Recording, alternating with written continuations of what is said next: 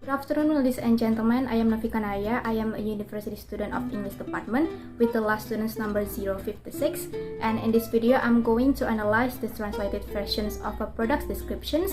And at the end of this video, I'm going to state whether this translation is categorized as terjemahan baik or not. So let's just start it.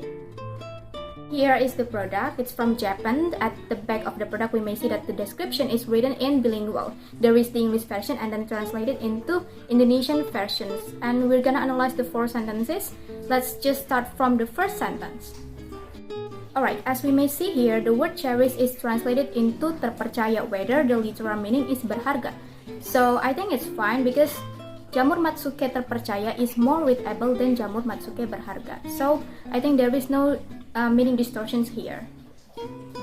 But I found that there is one stiff translation. It's the Herba Matsui Oil Japan. I think it's better if they translate the word Japan into Jepang, so it will be more readable in Indonesian language. And then the word gently is translated into alami, where the literal meaning is lembut. I think lembut and alami are not quite same, so I think it's better to use the word lembut rather than alami.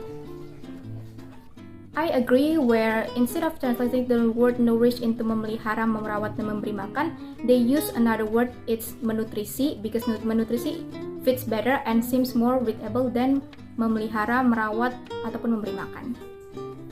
For the second sentence, I don't find any grammatical or terms error here. They use the proper terms, for example, translating more supple to be terasa kenyal, and visibly radiant to be tampak bercahaya.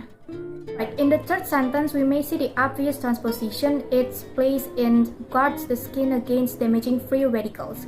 That translated into menjaga kulit dari kerusakan radikal bebas. Instead of translating it to be menjaga kulit melawan radikal bebas yang bejat, their translation in Indonesian language use the word dari kerusakan akibat. So it has different form from the English version. And then the skin barrier remain the same in the translated version. As long as I know, the term skin barrier is commonly used in Indonesia. I mean, the people in Indonesia knows this term maybe because we didn't find any Indonesian version of skin barrier. So I think it's fine to not translate this skin barrier because the people in the target language is familiar with this term.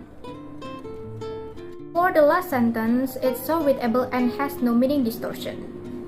Alright, so the results of this analysis are: the first one, the most important aspect while analyzing the translation is ensuring that there is no meaning distortion. And from my analysis, even though there are several different translation terms used, but the meaning still remain the same. And then the second one is from the linguistic aspect. The transposition and lexicon is correct, proper, and clear. No modulation and idiom detected.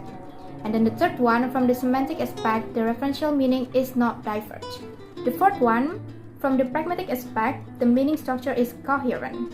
And then the fifth one, and for the rest aspect, there are some stiff terms, but it's under 15%.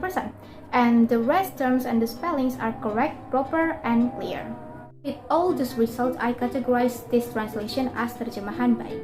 I think that's all from me. I do apologize if there is any mistake because I do still learn. Thank you so much for watching my video. Have a good day, ladies and gentlemen.